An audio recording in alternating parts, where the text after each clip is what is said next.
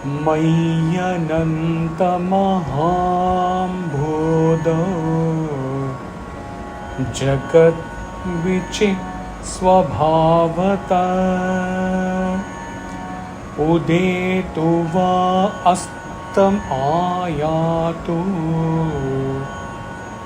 na me vṛddhirna kṣatiḥ.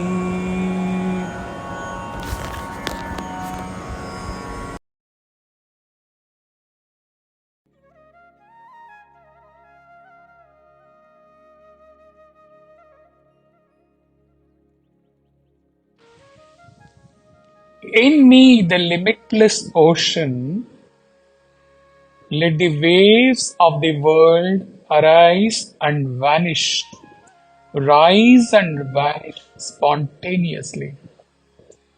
I experience neither increase nor decrease thereby. Me, the ocean, as per all the ocean and wave analogies, me, the ocean, is always the substratum consciousness. Waves of the world, with reference to today's verse, means creation with numerous beings with their own vasanas, their own ego. The waves of beings with various ego level, they rise from time to time and stay and then merge in me, ultimately merge back into the origin, into the substratum ocean. Janaka says here, if the waves of vasanas, if the waves of beings with vasanas arise from me and exist in the creation, to the extent the waves have risen above from me, the consciousness ocean will never get depleted. We say 2 minus 1 is equal to 1. That equation doesn't hold good here. When apparently the waves with their own name and form appear to be different from the ocean, though they have risen from the ocean, so that equation doesn't hold good here, that some of me, the ocean consciousness, some part of me, if it has risen above me, it doesn't mean that my level has come down. Similarly, when the waves of this creation partially or in its entirety merges in me,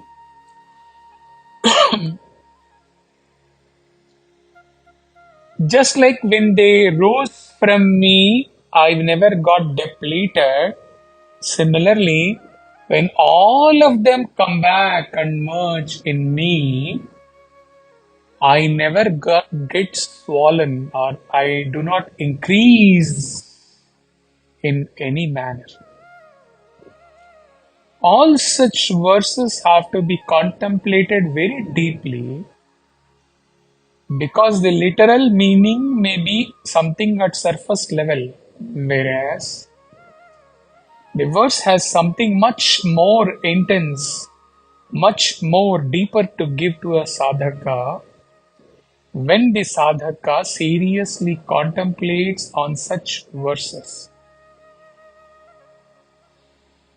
As we have known earlier through many sessions, consciousness is not limited by time, space, object.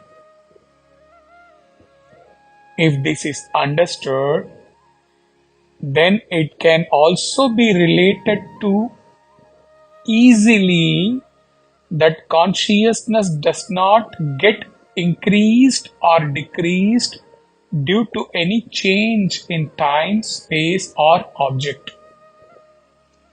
When I exist as pure consciousness and say for imagination, one day the entire world, the entire waves of creation, signifying all my dear and near ones, whole family, whole city, whole country, everything, everyone whom I know,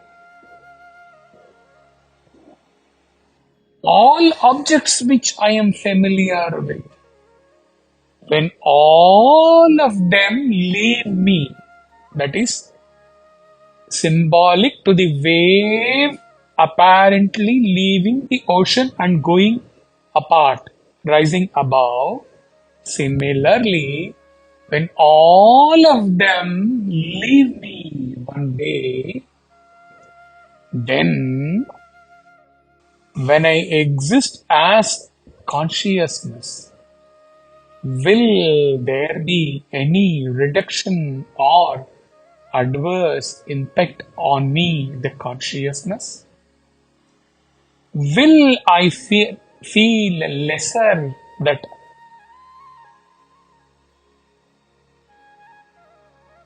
when I exist as pure consciousness, when the entire world has left me? My world. That means with whomsoever I was associated, with whatsoever objects I was associated, in a good way, in a bad way, whatever. When everything goes away from me, when the world deserts me and leaves me alone, when will me, the consciousness, feel reduced or depleted or down? No. So this is what we can infer from when what we say, that when the waves have risen, the consciousness ocean does not get reduced or depleted. Exactly in the same way, when imaginatively all those who had left me, the entire world comes to hug me, will there be any increased level of consciousness, awareness in me? No. Let anything be gone from me, I exist as the same, no reduction. I am not down morally, mentally, in any way. When the whole world showers, my world of beings, shower garland on me, will my ego get increased? Will I go high? Not possible, because my ego is not there. I exist as substratum consciousness. There is no increase, there is no decrease. There is no inflating, there is no depleting in me. There is no flying high, there is no lying low in me, the consciousness. In essence, the short verse confirms that consciousness does not undergo any change even if there is a total topsy-turvy change in the entire creation.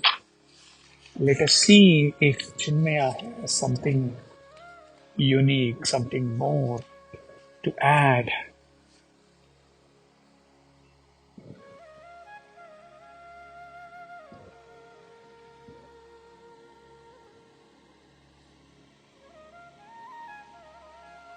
Nothing at all.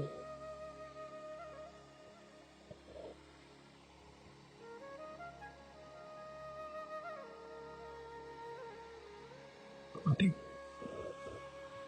Hari Om Tat Sat.